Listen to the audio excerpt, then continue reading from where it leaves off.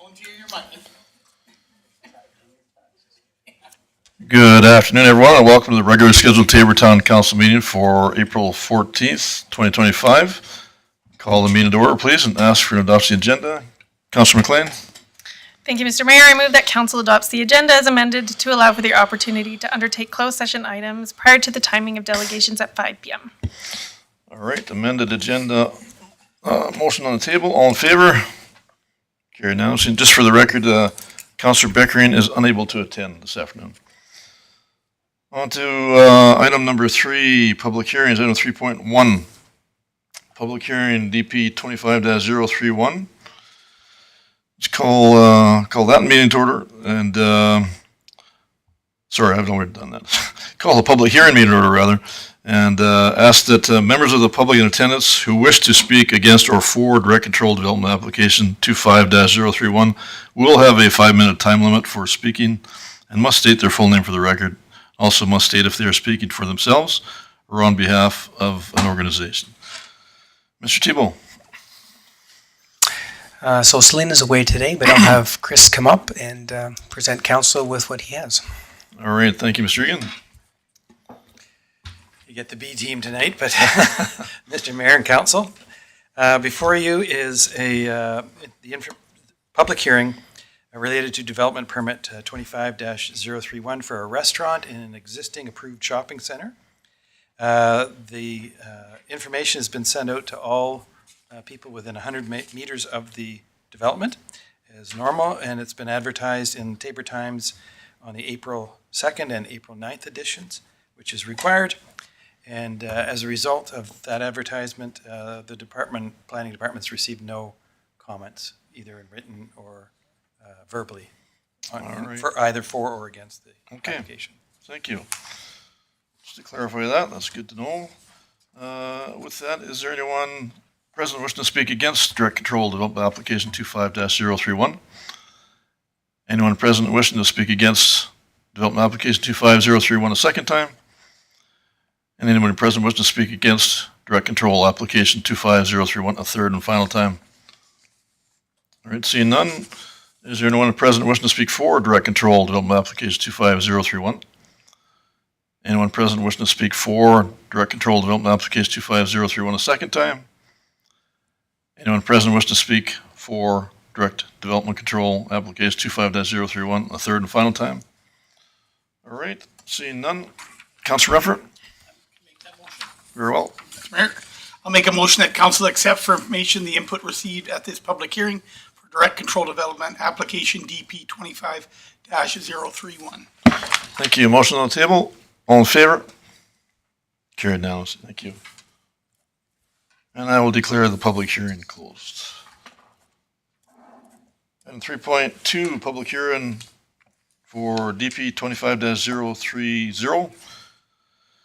Mr. Thibault, sorry, I'll go through that again. I'll open that particular hearing. And once again, advise the members of the public in attendance who wish to speak against or for direct control application 25030 will have a 5-minute time limit for speaking and must state their full name for the record, and also must state if they're speaking for themselves or on behalf of any group or organization. Mr. Thibault. Again, we'll get Mr. Egan to come up and give you the goods. All right, thank you. Mr. Egan. Thank you, Mr. Mayor, Council. This item is the public hearing for DP 25-030, which is for a restaurant with a drive-through. It's in the same development. This is a direct control district, and so it's at council. The advertisement has been placed in Taber Times April 2nd and the 9th. Everyone within 100 meters of the proposed development has been received a letter and been informed. And once again, to date, we've not received any comments for or against.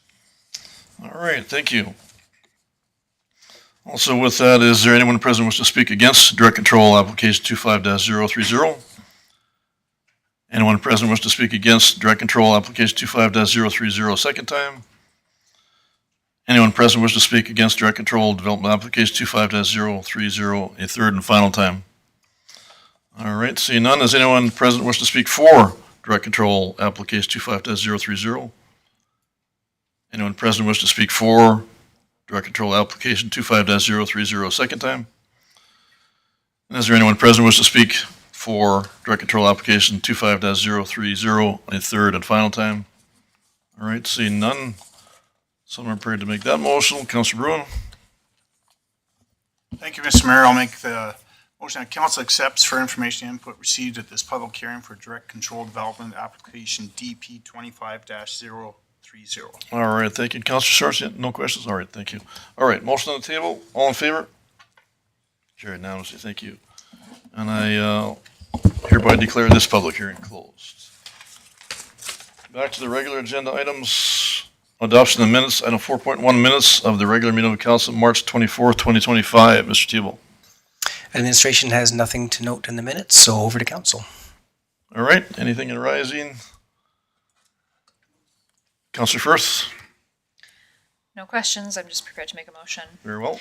I move the council adopts the minutes of the regular meeting of council held on March 24th, 2025 as presented. Motion on the table. All in favor? Carried unanimously. Thank you. Item 5, business horizon. There are none. Item 6, bylaws. Item 6.1, proposed fee bylaw 10-2025. Mr. Tebow. So as described in council's package, the fee bylaw was passed once already by council. And at the last meeting, I believe Lisa DeBona came up and spoke to council about the ERP program. So this is just reflecting the removal of the recycling charge of $4.19 a month off people's utility bills. So I'll leave it at that, turn it back over to council, and there's administrative staff here if there's any questions regarding that. All right, thank you. Any questions arising? Councilor Sorensen. I'd just be prepared to make the first motion. That All right. council gives first reading to fee bylaw 10-2025 at this meeting. All right, thank you. Motion on the table. All in favor? Carried unanimously. Thank you. And the second required motion, Councilor McLean. Thank you, Mr. Mayor. I move that council give second reading to fee bylaw 10-2025 at this meeting. All right, thank you. Motion on the table. All in favor? Carried unanimously. Councilor Firth. Thank you, Mr. Mayor. I move that council unanimously agrees to proceed to third and final reading to fee bylaw 10-2025 at this meeting. Thank you. Motion on the table. All in favor? Carried unanimously. Thank you. And the fourth motion, Councilor Rumford. Thank you, Mr. Mayor. I'll make a motion that council gives third and final reading to fee bylaw 10-2025 at this meeting. Thank you. Motion on the table. All in favor? Carried unanimously as well. Thank you. Item 6.2, third reading, land use bylaw amendment 4-2025. Mr. Tebow. So council has seen this before. We did sort of postpone the third reading, and maybe I'll get, looks like Mr. Chris Egan may have some information to share with council before we do our third reading.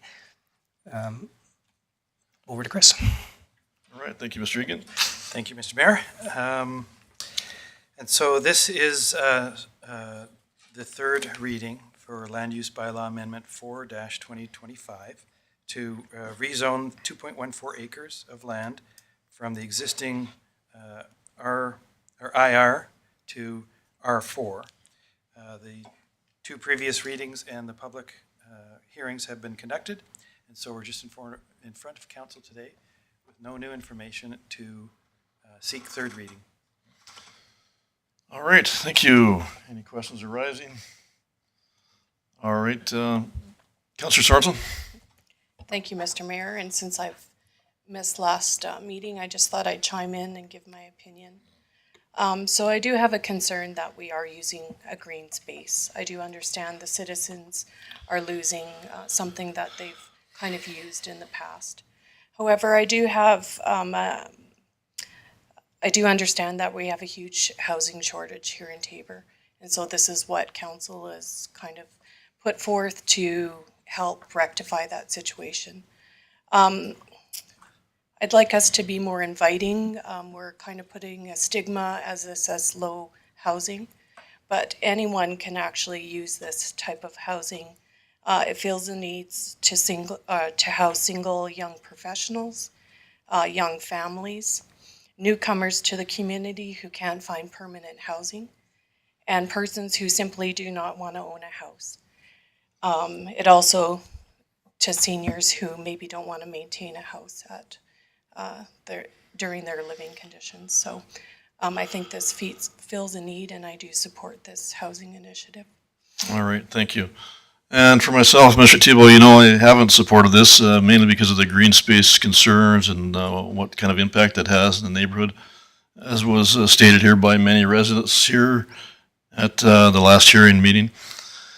And, I think, I don't know if this is clarified, but there was some potential development related to parkland, but this is premature, I guess, at this stage. Is that accurate?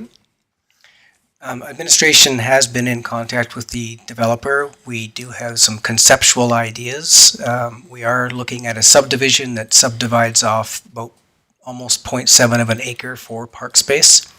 And a reminder that the money that we do have for the sale of this property, which is about $175,000, does have to go back into recreation type activities. And administration's plan, in addition to council's direction, is to make sure that we use a good portion of that money in this park space to make sure that it can still behave in that fashion, although not as large as what exists today.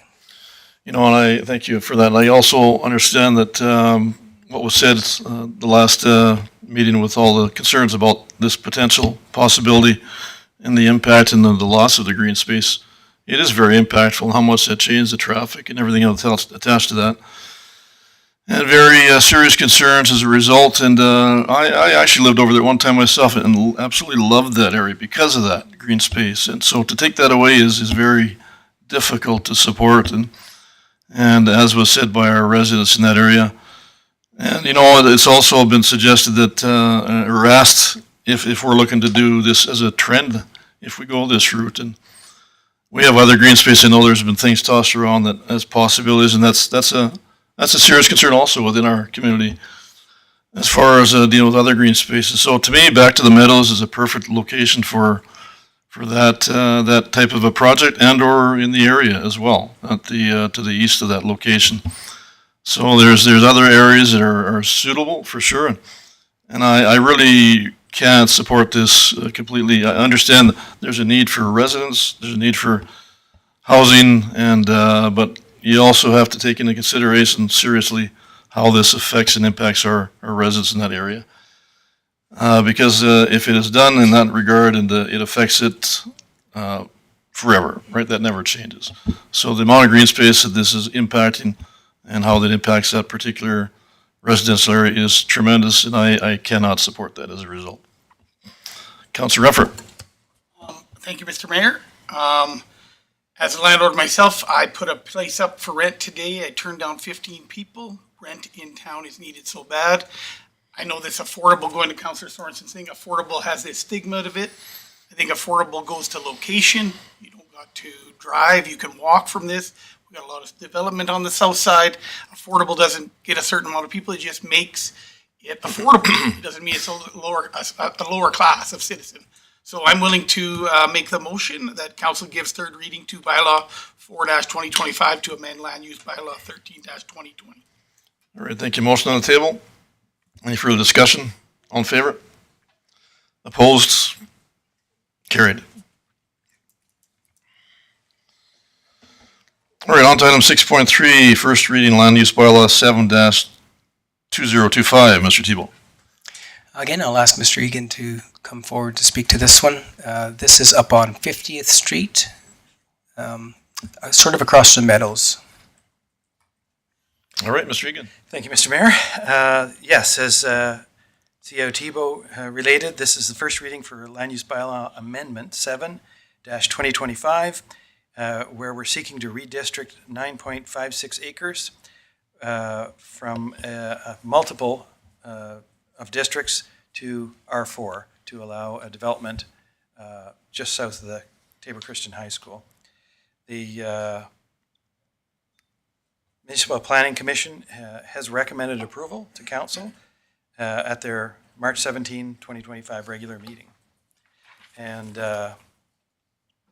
if first reading is given, planning will proceed to the public hearing process of engagement with the community on this.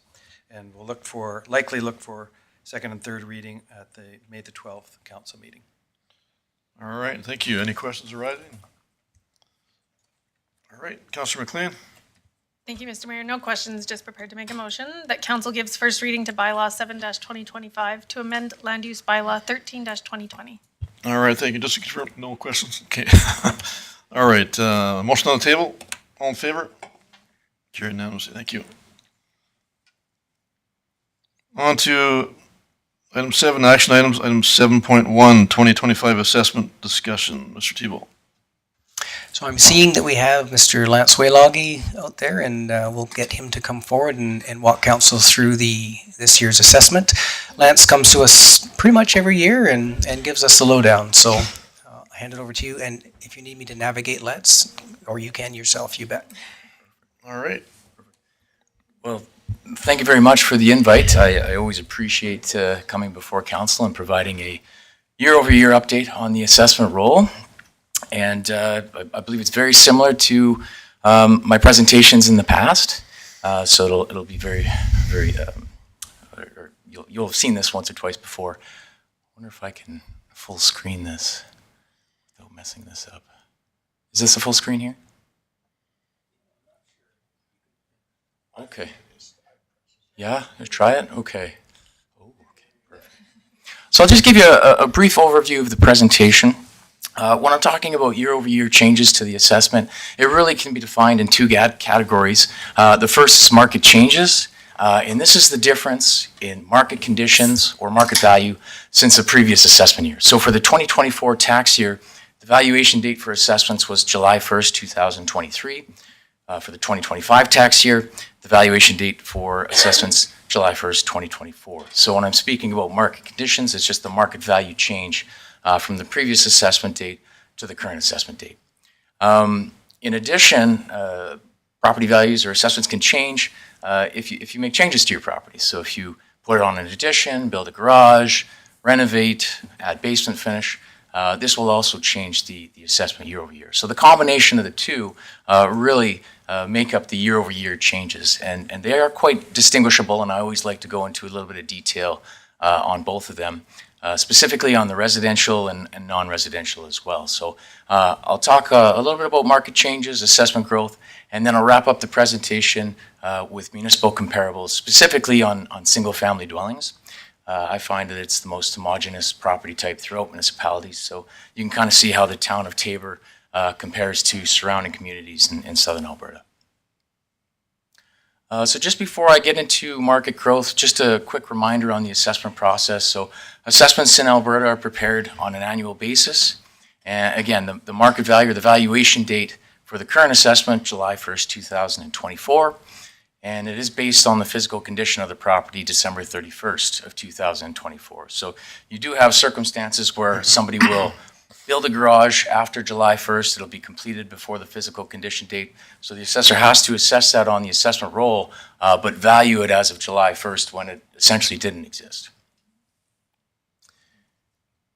So again, market change, when I'm mentioning market change, we're just looking at the difference in market conditions or market value since the previous valuation date. So this is increases or decreases in value due to changing market demands for location and physical characteristics. I'll start in with the residential assessment class first. Overall, and this includes single-family dwellings, residential condominiums, vacant land, multifamily property. Overall, the residential assessment base is increasing 10.7% with respect to market change. You'll see if you can center your focus into the middle of the graph there, how we read that. So if we look at the top two bars in the chart, 866 properties are going to be experiencing anywhere from a 9 to 10.5% year-over-year market value change. Moving to the right, 869 properties will be experiencing anywhere from a 10.5 to an 11.5% change.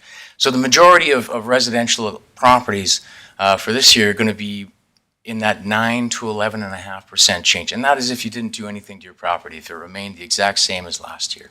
You'd expect the assessment to increase between that 9 and 11.5% change. Moving on to the non-residential properties, seeing a slightly higher year-over-year change. It's been a very strong year for non-residential properties. Anecdotally, the number of transactions are up, the sale prices are higher, even higher than previous year's assessments than they have been in the past. So you're seeing a year-over-year change due to market value quite a bit higher than in previous years. Overall, we're looking at an overall assessment change of 13.3% on the non-residential. It is a very wide, if you look at the percent change ranges in the categories on the bottom, you'll see there's even a number of properties that are going up over 29%. So just a heads up to council, there are specific property types within the non-residential that are increasing a little bit higher than the norm. And that would be vacant lands, both industrial and commercial, as well as the downtown commercial properties. Since they've been historically low in value, any dollar change on a lower valued property tends to have a higher impact on the percent change. So just to give you a little bit of comfort though, if we look to the right on the category where there's 57 properties increasing over 29%, the median dollar change is only 49,000. Whereas if you look at the categories between 7 and 17.5, the two bars at the left-hand portion of the graph, because these are higher valued properties, the dollar value change on these particular properties are closer to 70 to 80,000. So the dollar change on these categories is a little bit higher because these are higher valued properties. But because we have some significant dollar value changes on lower valued properties, they tend to be increasing as a percentage quite a bit higher than the typical. Overall, 13.3% on the non-residential. How this compares to previous years. So if we look at the residential on the top there, a few years ago, residential was up 4.7%. Last year, up 5.9%. And now this year, up 10.7%. So an increasing trend year over year probably is not that surprising to you folks that live here. And you're looking at residential property transactions, and if you're buying houses or selling houses, I think you'd understand that the market has significantly increased over the last number of years. On the non-residential side, a couple of years ago, it was fairly flat, 0.4% increase. Last year, up 7.9%, and again, this year, 13.3%. So similar trend. Now shifting over to assessment growth. Again, assessment growth is anything new to the assessment roll that hasn't been previously assessed. Again, additions, new construction, renovations, those type of items. So on the residential side, we've actually had a number of sixplex, well, one sixplex, a number of fourplexes that are in a progressive state, a couple of eightplexes that are now in a progressive state. So more of the multifamily type of development has been coming online to feed into the almost or just over $16 million in assessment growth. As a percentage, this is about 1.8% of the previous assessment base. On the non-residential side, over $10 million in assessment growth. And the majority of this comes from three particular properties I'm sure you're well aware of. It's the Shoppers Drug Mart and the Dollarama completion, as well as the progressive construction of the No Frills grocery store and the strip commercial of the Starbucks and the other CRUs there just off the highway. As a percentage of the previous assessment base, the non-residential growth accounts for 3.8%. How that compares year over year, on the residential side, 2.4% a couple years ago, 0.7% last year, and back up a little bit, 1.8% again for this year. On the non-residential side, you'll see a progressively increasing trend. A few years ago, 1.4%, last year 2.4%, and again this year at the highest 3.8%. So the non-residential properties have been quite hot, I think, in the market, both on the transaction side as well as the new development and construction side. Moving now to the municipal comparison. So how does the town of Taber compare to other communities in southern Alberta? You'll see on the bottom here, places like Vauxhall, Bow Island, Vulcan, Cardston, Fort McLeod, Brooks, Redcliffe, Raymond, Claresholm, McGrath, Colehurst, Medicine Hat, Coaldale, Lethbridge, and Nanton. This is the median single-family dwelling assessment for the 2025 tax year. For all of these places, you'll see the town of Taber is roughly in the middle at $289,000. This would be slightly higher than places like Redcliffe, Brooks, Fort McLeod, Cardston, slightly lower than Raymond, Claresholm, McGrath, Colehurst.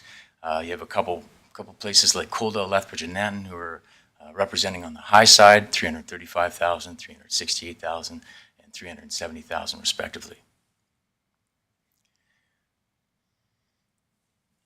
What this is a year-over-year comparison on the median assessment. So what I did is I took last year's median single-family dwelling assessment of all of these communities and compared it to the median single-family dwelling assessment for the current tax year, represented as a year-over-year percent change.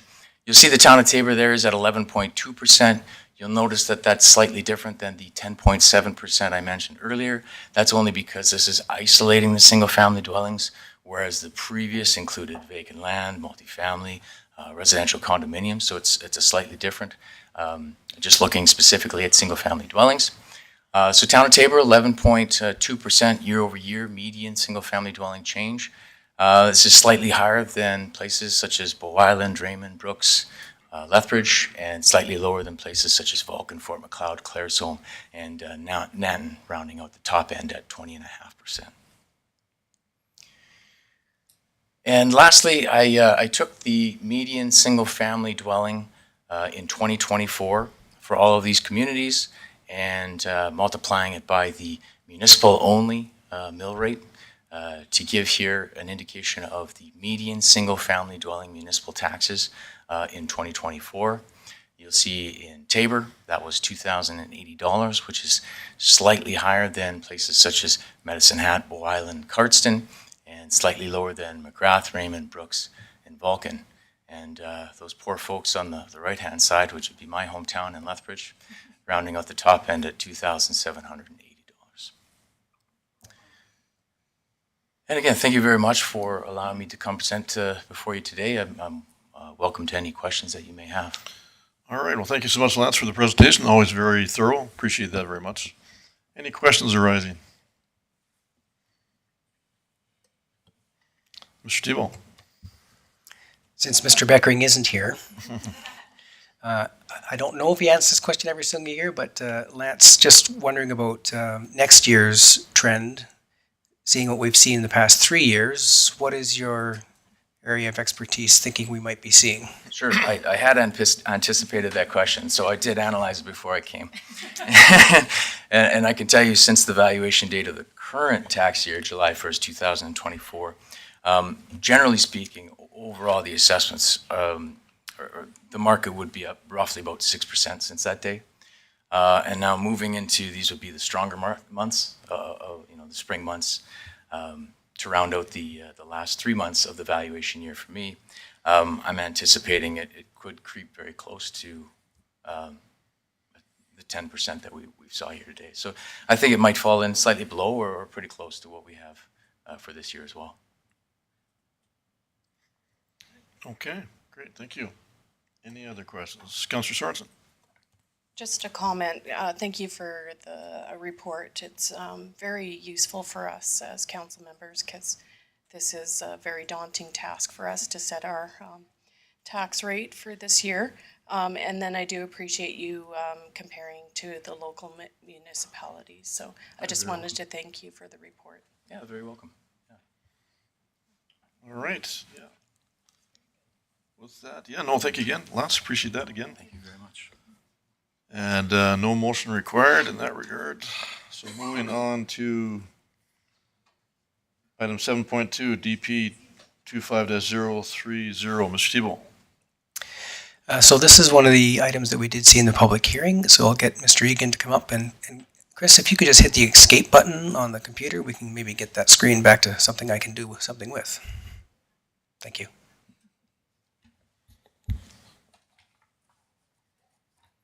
All right, Mr. Egan, you go ahead, sir. Thank you, Mr. Mayor.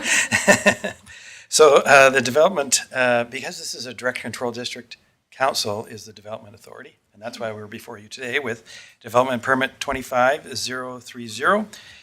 In Unit A of the development along the highway, this is an existing shop and approved shopping center, and this particular development permit is for a restaurant with a drive-through. This would be a permitted use in the DC2 district as it's located inside of an approved building. However, there are the 9 conditions that also go along with this development permit, and that would be up for council's review and alteration or approval. All right, thank you. Any questions arising whatsoever? Fairly straightforward. All right, thank you, Councilor Renfro. Thank you, Mr. Mayor. I'm willing to make the motion that council approves development permit DP 25-030 for a restaurant with drive-through located in approved shopping center in Unit A at 5506 46th Ave, lots 1 through 5, Block 21, Plan 6390L, with the following 9 conditions. All right, thank you. Motion on the table. Any further discussion? All in favor? Carried unanimously. Thank you. On to item 7.3, DP-25-031.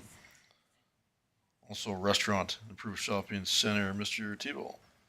Again, this was in our public hearing, and we'll have Chris run us through this one. All right, thank you, Mr. Egan. Thank you, Mr. Mayor. Again, a development permit 25-031. This is in the same development, but in the other building. So Unit C of that building. This is also a restaurant. And it is, since it's in Direct Control District 2, this would be an approved use inside the building. Once again, there are 9 conditions that the planning department has suggested that go with this development permit. All right, thank you. Any questions arising? Councilor Firth. Thank you, Mr. Mayor. No questions, but I'm prepared to make a motion.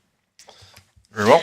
I move that council approves development permit DP 25-031 for a restaurant located in an approved shopping center in Unit C at 5508 46th Avenue, Lot 23, Block 21, Plan 1410557, with the following 9 conditions as listed. All right, thank you. Motion on the table. Any further discussion? All in favor? Carried unanimously. Thank you. On to item 7.4, irrigation acres, Eureka lands. Mr. Tebow. If council recalls, we had talked about irrigation acres. Council asked administration to go do some homework and come back with how we think we would want to proceed with the sale of these irrigation acres. Ms. Megan Shushilinski will come up and run us through that. Thank you. Good afternoon, Mayor and Council. Good afternoon. So as CEO Tebow has already mentioned, we have brought this into closed session twice already for February 10th and March 10th. So I did some research indicating that we could get around 4,000 to 5,000 per acre, and that was from the SMRID themselves. I have left the reserve blank just for council's discussion and decision on that. I have attached a researched analysis on that with 3 different options. I have recommended the SMRD marketplace for this, and we will negotiate with any potential buyers, but I'm open for any questions. All right, thank you. Any questions, Councilor Bruin? Thank you, Mr. Mayor. I don't particularly agree with the recommendation selling it through the SMRD marketplace. I think we'd be better off going as an auctioneer type setting with online bidding. With St. Mary's there, and I think there's got to be a little more thought to this as of when it's paid for. My thoughts were we'd go through an auctioneering company, online bidding, with the condition they put 20% down, time of purchase. They have until October 31st to pay the balance in full. That gives people the chance to arrange financing and also to make sure they have the land to put this irrigation on. I think the online bidding will attract more buyers and make more people aware of it. And St. Mary's has a list, as far as I understand, they have a list of people that want to buy this land. They're the first ones called and they get first crack at it. Or if we go with a public auction, I think everyone will be able to see it, and it would be a better way to market these acres. And like I suggested, 20% down, balance in full at the end of October, gives them time to arrange financing. And if they're not able to take it, then it reverts back to us forfeiting their 20% deposit. The other thought is, do we want to split up the acres, sell it in different lots, 60-acre lots here, 60-acre lots there? Or by selling the 172 acres as one, it may eliminate some smaller farmers that only need 60 acres. So there's a bit more to think about, I think, on this than just giving it to St. Mary's to do this. And I have spoke to a couple auctioneers that suggested that their fees are negotiable. This is a big item and one of the first that's ever been done this way. So the ones I've spoken to said they're very eager to sell it, so they could negotiate their commission fees on this.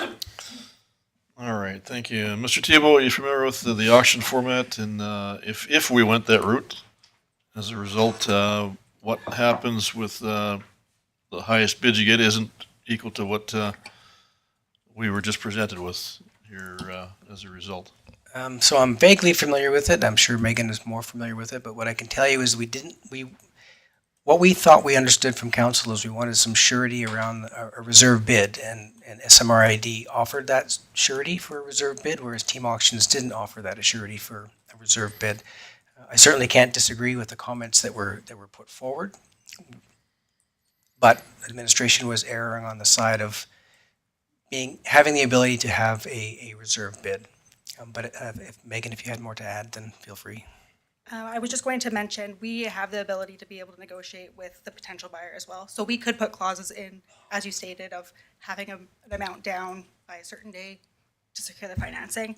I did put in my analysis that there is a commission of 9% for the sale price with Team Auctions, which with the contract that we've signed, it does not say that it is negotiable. So that would be a discussion that we would have to have with them before we post it on there.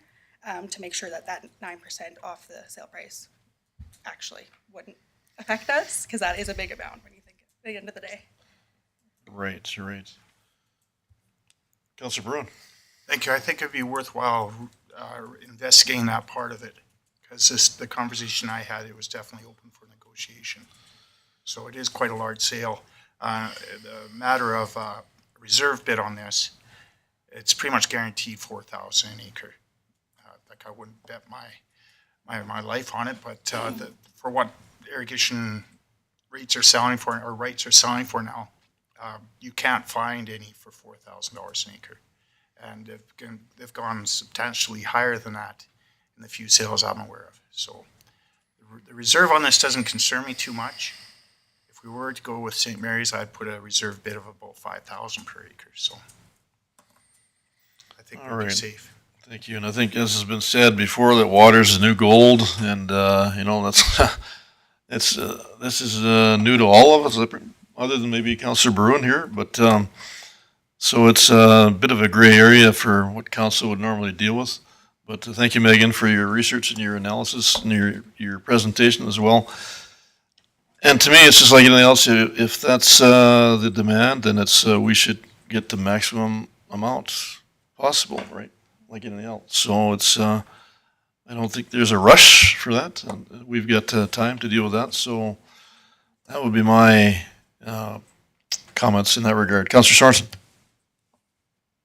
Thank you, Mr. Mayor, and I do like Councillor Bruin's comments, and especially maybe breaking them into lots, not selling it all in one. I can appreciate that. Again, not everyone needs the full 172, and I think that's a great idea. So I would all right, thank you, Mr. Tebow. So just wanted to make council aware there were some alternatives down at the bottom that offered the ability with a bunch of blanks to make a selection of some sort.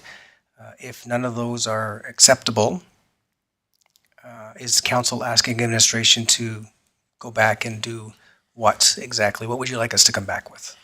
All right, thank you, Councillor Renford. Thank you, Mr. Mayor. Megan, like I see in option one, going to Mr. Councilor Bruin's comment. So you're saying, like, in option one, it says we can pick what the price is. You just don't think we'll be able to pick who we sell to. Like in option one, we have the ability to set our price and negotiate with potential buyers. We have the ability to lease a portion rather than sell. So like with option one, it looks like we have all the power. Like targets the right audience. Based on conversation with the SMRAD, we have the ability to set our sale price, negotiate. We have the ability to post lease options.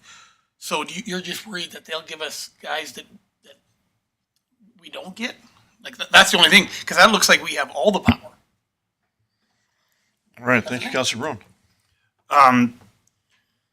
I don't think it's as broad as a market as we would get through the auction. Just for example, teams, like there's other auction companies out there, of course, as well. But they sell a lot of equipment to the irrigation farmers in this area. And the advertising from Teams auction on this will be huge. I personally spoke with the manager over there, and they were quite excited to be able to auction this. And I got the impression they were willing to negotiate the commission fee on this substantially. So I don't want to speak out of turn on behalf of them, but I definitely I would recommend that we direct administration to go back and investigate this further with different options going through the auction company, as well as perhaps splitting this 172 acres into parcels. I would say minimum parcel I think should be 60 acres. That's a half circle. But I think what you'll see is one person will come in and buy all 172. There's just numerous large farmers here that are very, very interested in these water rights. So, but we could have an option of you bid on it, you choose which package you want, the 60 acres, 120, or the 172 acres total altogether. So highest bid has the right to choose the packages he wants. It's the way generally the auctions will work. And being that it's online, we have no conflict there. If someone gets it over someone else, it's all online done. And St. Mary's I'd like to make it broader even. I know St. Mary's is the irrigation district, but I think word would get around better if it's advertised by a company such as Teams Auction. All right, thank you. Councillor Firth? Thank you, Mr. Mayor.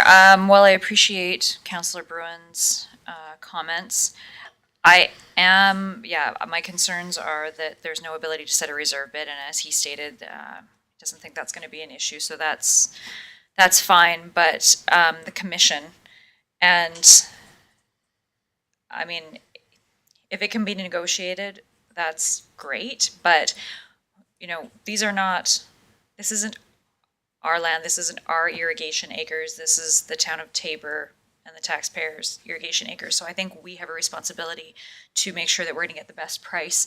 And as far as target audience, I'm not sure how Team Auction would have a bigger reach than St. Mary's Irrigation District. Like, wouldn't the irrigation district be aware of everyone that would want to irrigate land in the area? Like, you would think that they would have a better idea and a better audience reach than Team Auctions. So I would be in favor of the recommended option. All right, thank you. Councillor Sorensen? Thank you, Mr. Mayor. And that was kind of my question too, is like, doesn't the irrigation district know the potential buyers and have the audience already? And yeah, All right, thank you, those Mr. versus an auctioneer, I'm not sure. Thank you. Mr. Thibault? I just wanted to offer council a bit more information. So, Mr. Mayor, you had mentioned something about the no urgency on this. I'd offer that we are holding up some land sale transactions because we are unable to do anything with this land until we settle the irrigation acres sale. So SMRID will not sign off on, we can't do anything with land titles until SMRD gets the go-ahead from council that we are doing something. So there's a little bit of urgency there in that we have already held up these land sales for a couple of things, and that's totally council's prerogative, but just wanted you to know the information. And just because we say that we are selling 172 irrigation acres, to your point, Councilor Bruin, that doesn't mean that they're all together. We still have the ability administratively to divide that out into different various size packages, which would be something that we could certainly discuss with them, but we are looking for the sale of a particular number of acres. So we have 172 acres to sell. That doesn't mean it's going to be one lump. We could certainly do something even with the existing recommendation. So I just want to provide that to council. All right, thank you. Councillor Bruin? I'm not really clear on how the marketplace works, if they have a bidding formula there as well. But if the first farmer comes along and says, I'll give you $4,000 an acre for all of it, will they sell it? Or they must have an auction as well? Or do they have a set price, anyone comes in first gets it? I don't have the answer to that.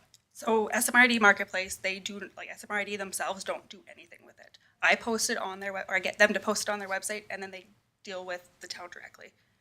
The SMRID doesn't do any sort of auction, so Yeah. we would get anybody that's looking for it. They also on the marketplace have list of everybody that's looking for irrigation acres, that's looking to lease irrigation acres, that has irrigation acres for lease or to sell. Throughout the last few months looking, there's never been anybody looking to sell, so I don't know if that means people are just buying them as soon as they hit the marketplace, but yeah. If I may, Mr. All Mayor. right, thank you. Sure. That's, I'm sorry, Andy. That's, that kind of puts the onus on the town then to choose the buyer. Online, last bidder in gets it. And there is no conflict, there's no favoritism or anything that can be said back to the town that, well, you picked him. I really would like to find out more information with the auctioneer before we go ahead with this. I really think, it's just my experience in the past, being an irrigation owner, how things may sell better. All right, thank you, Councillor Sorensen. Thank you, Mr. Mayor. And just the parameters of how we would choose the winner would be, I need more clarification. Do we pick the first person who, puts in a bid? How are we going to choose the person who's going to actually win the bid, I guess, is my question. That's where I believe the online auction takes all that question out. Nothing will happen until the last 10 minutes of the auction, then it'll go crazy, and the winner gets it. And I think that's the best way to market. All right, so if I'm understanding the general consensus here, looking for some other alternative? Somebody willing to craft that? Councillor Renfro? Thank you, Mr. Mayor. I guess I'd like to make a motion to direct administration to look more into if we can negotiate with teams for a lower percent than 9. Obviously, if we could do a reserve. And then Team team said no. online auction. Yeah. So I guess, yeah. Get that, is that enough? I'm not sure if Councillor Renfro, if your motion was complete. I guess I'd like to make a motion to direct administration to look into teams in the sale of the 172 irrigation acres more detail, and also maybe detailing more if we choose marketplace, how we will negotiate with potential buyers. All right. And, obviously commission with the teams. All right, thank you. Do we have a motion on the table, Councillor Sorensen? Just a friendly amendment. Could it be any auctioneer? I just don't like to choose one at this point because there are several auctioneers available. So I'd like it to be not naming any individual. So I guess we'll cut teams out and say auction company. Is Okay. that okay, guys? All right, thank you, Councillor Bruin. And I think I would perhaps add for a friendly amendment to have the town come back on the decision-making process on who gets the winning bid if we go through St. Mary's Marketplace. Because it's going to come down to the last minute where people will be phoning into you to get the last bid in. So it's going to be a lot of work for the town or whoever's answering the phones or standing in line to get the thing. There'll have to be a cutoff time, everything like that. So I think the town's going to take on a lot trying to do that part of it. All right, thank you. That was a bit of a lengthy, Yeah, I think Added I amendment. did ask having it detailed on how. Yes. That's what I want. Right, just the yeah, same. I did kind of say so that. that has Right. covered, okay, so you're good with that also. Okay. All right, friendly amendment, motion on the table. Any further discussion? All in favor? Carried unanimously. Thank you. All right, on to item 7.5, information for council. Mr. Tebow. Okay. Going through the information items. Number one is that there was a meeting with the rec board, and we talked about SATRA and Trail 77. If council recalls, we did have a an agreement, a one-year agreement that they were working with. They have met and decided to opt into an additional 3 years with this agreement. I wasn't at the actual meeting as I was away, but things are a lot more amicable than what they had both anticipated would be on the outset of this agreement. So that's why we're seeing the 3 years now. So just for council's information, I believe that Trail 77 was here at the last council meeting and had a little presentation. It's my understanding that SATRA will also be coming to provide some kind of a presentation, but they haven't actually done a request for that at this point in time. I think it was the rec board meeting. Both were the rec board meeting, yes. Yeah, but didn't Trail 77 come to council at the last meeting? No. Oh. No. Okay. Rec board. I know I wasn't here. I thought that they were here. Well, Steve Van East was here then for something, I thought. No, both the rec boards. Oh, Yeah, okay. Rec board only. All right, my apologies. That's all right. We've got the traffic committee meeting minutes attached. In there, Councillor Bruin may notice that there was some discussion around that pedestrian crosswalk. There was some recommendations in there that the traffic committee discussed, but administration will come back and further address that particular motion because what the traffic committee came up with wasn't in exact alignment with what was proposed by council for administration to go do. So we will come back and have a discussion around that. That's not on today's agenda, but I thought if you read the traffic committee meeting minutes, you would notice that. All right, Councilor Bruin. Just a question to that, to our CEO. So we asked the traffic committee to investigate that, or I thought because council made the motion, it was done? Because the traffic committee was typically involved in these types of things, you aren't wrong, Councillor Bruin. Typically, council's motions would override things, but we wanted to get some input from the traffic committee, knowing that this may be setting a new standard for the town because we don't do that at any other crosswalk. So we wanted to get a hold of the traffic committee, which includes, representation across the town, and get a sense of what normal was if in other locations in the town, which was a sign that shows that there's a crosswalk, not even painted crosswalks at particular locations. So we might be needing to have a discussion around what is the standard that we would like to have, and I don't know if we wanted to start off that standard in that way without the best information being in front of council. Okay, thank you, Darren. That makes sense. Like we don't want to set a precedent with the lights, but I'd sure like to see a painted crosswalk there at least. Just I see kids are whipping out of there on their bikes and they're not used to that street going full blast through there now. So just on the interest of public safety, I'd like to see something done there fairly soon. Yeah, understood. Administration will be back. All right, thank you. Oh, sorry, and item number 3. So Councillor Firth, we had talked about the idea of accessibility over at the curling rink, specifically potentially an elevator for wheelchair accessibility.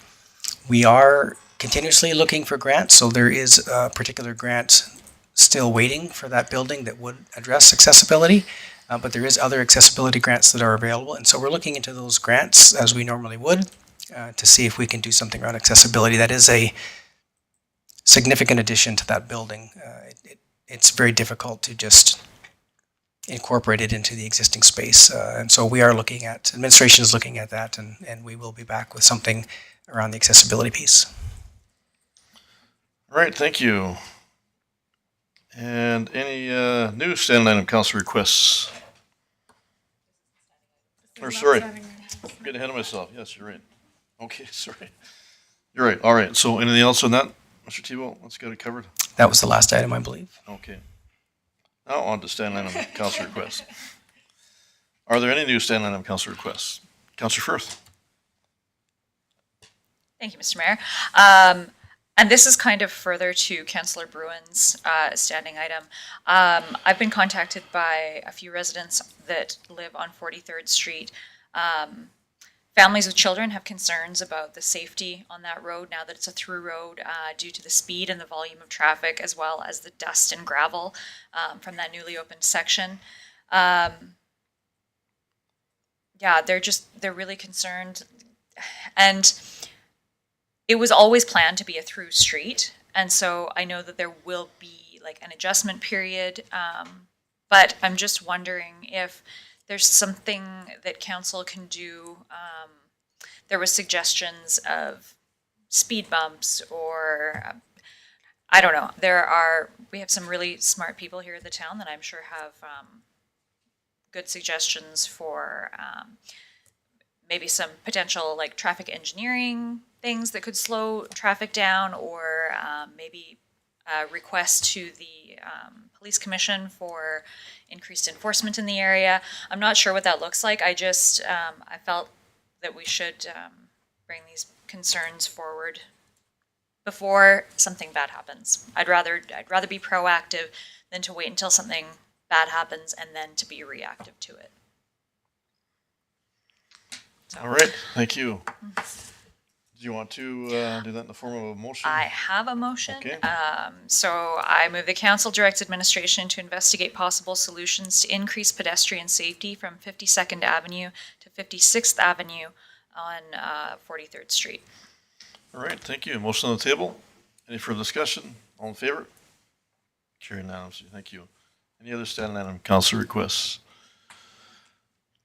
I have one. Just wondering if we could look into the possibility of a wheelchair accessible swing apparatus at the Trout Pond location. We have our wheelchair accessible path and or pad down there on the beach. And the playground gets a lot of use as well. But I've seen that here, not sure exactly where, somewhere else in Alberta. But it's basically a standalone, singular kind of an apparatus that will allow for either somebody on a walker or a wheelchair itself to swing back and forth. And seems to go over well in those locations. So being that we're obviously very handicapped, accessible, friendly, then I think that would also fit, and we have room at that location. If council's in favor of something like that as a possible idea, but it would add that much more to it. There are a number of people that do use the Trout Pond facility with all the wheelchair accessibility as well, both in the walkers and or the wheelchair. So for some discussion, consideration, anybody else anybody else has anything else to add? Sorry. That's what I'm talking about.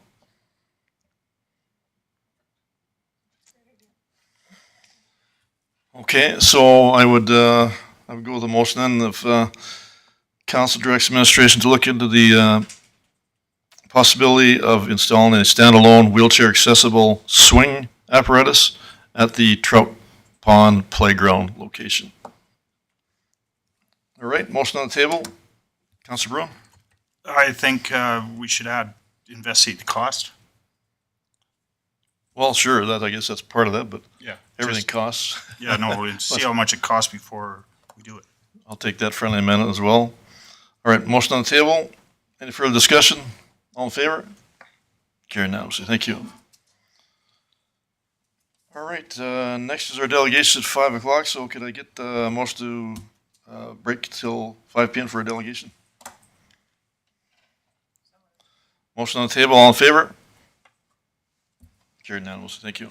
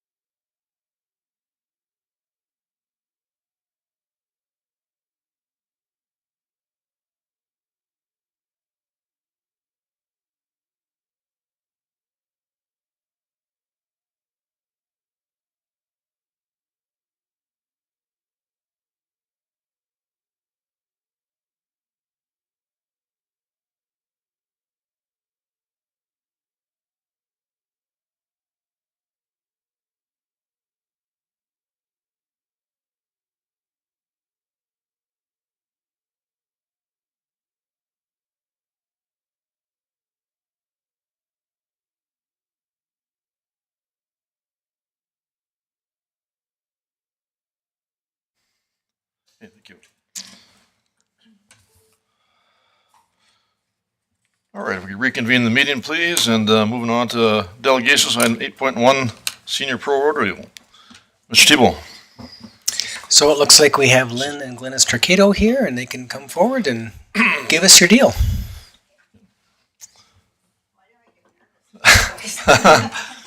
Yeah, you don't need to be, for sure. But Just turn your microphone on then. Yeah, yeah, the middle button. Yep. Oh, got it. Okay. yes, and welcome. Thanks. Once again, we're here on behalf of the Senior Pro Rodeo, asking for funds to fund our rodeo. Our rodeo consists of 3 days this year instead of 2, and we're running it over the long weekend in May, so May 17th, 18th, and 19th. Previous years, we've run it in 2 days, but it goes over so well that people are really glad to come here.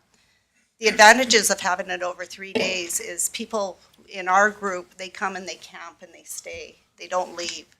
So they'll come and they'll go downtown, groceries, all those, not usually hotels, but they do patronize the community, and we encourage that in a big way, which I'll get into here too. So the reasons, what we're doing is we're really gearing towards the seniors population here in town. And we have sent letters the last few years to Clearview Lodge asking them if they'll bus the people over to come and watch. And we really encourage our contestants to go down through the stands and talk to them. It just makes their day. You can just see them brighten up, just a cowboy coming and shaking their hand, talking to them. So we also have got a sponsor to provide lunch for them. And so they came last year and the year before. And it was extremely hot. It was July 22nd-ish, and it was like 95 degrees and really humid inside the building, which was really hard on them and really hard on us. So that's one of the biggest reasons why we switched it to May long weekend. Well, we also have the traditional egg toss, which Andy happens to be the champion for the last 2 years, and so we're trying to defeat him. I got a partner also. Yeah, but it promotes seniors' activity, Andy. So, but he cheats. Anyways, we're gonna get him. We're gonna get him this year. How can I cheat? And I even had to go and get funds for eggs because eggs are so expensive now. So anyways, there's a little bit more than just rodeo for our seniors when they come out there to watch the events. One of the other events that we have is a shop local incentive. So we send out on a poster to all our contestants when they arrive in town, if they'll bring us all their receipts of what they've spent in town here. For every $25, they get a ticket in the pot, and it'll be a draw for $500 cash at the end of the weekend. So last year it went over really well, but there was still people that came to us and say, we didn't realize you did that. Like, what a great idea. So they've already been asking about it. So they are saving their shopping to come to town here. We do put on a silent auction trying to raise funds, and then we also we get good draw of contestants because we have a High Point men's and High Point women's award at the end of the 3 days as well. So we have all kinds of stuff going on, and we'd really love it if you guys would just come by. Some of you do, but for more of you to come by. Any questions? Any questions arising? No, and for me overall, it's one of the biggest events I always look forward to every year, and you guys do a great job, and it's very well attended, very well done, very talented, by the way. Yeah. And just because it's seniors road, it doesn't mean it's not competitive. It's very competitive. A lot of long-term talent there, a lot of hard work goes into that. Just the overall fun atmosphere, I guess, that you project there and participate in with all of the many things going on there is just a whole lot of fun. And it's 3 days would be that much better for sure. So thank you for that as well. Thank you for your presentation. Councilor Bruin. Thank you, Mr. Mayor, and thank you, Mr. and Mrs. Turcato, for coming and making the fine presentation that you did. it's really good to see seniors supporting seniors. So. Sure, Jack. Yeah, you're there, buddy. Yeah. No, what you guys do, I think, is great. I was there last year and got to see the seniors there, and like you say, they're really happy to get out and see the rodeo, and the egg tossing, of course, is the highlight for them. But I really appreciate what you're doing, and it's a lot of good for the community. And I see in previous years we've sponsored 5,000. I believe it was 3,000 last year. And I would like to make the motion that council authorize the funding of the 2025 Canadian Classic Rodeo Association event, requesting an amount of $3,000 from the council discretionary fund. All right, thank you. Motion on the table. Any further discussion? All in favor? Carried unanimously. Thank you. Thank you. Thank you so much. You bet. Phew. Good luck with everything. It's hard on the old heart. Thanks, you guys. Thank you.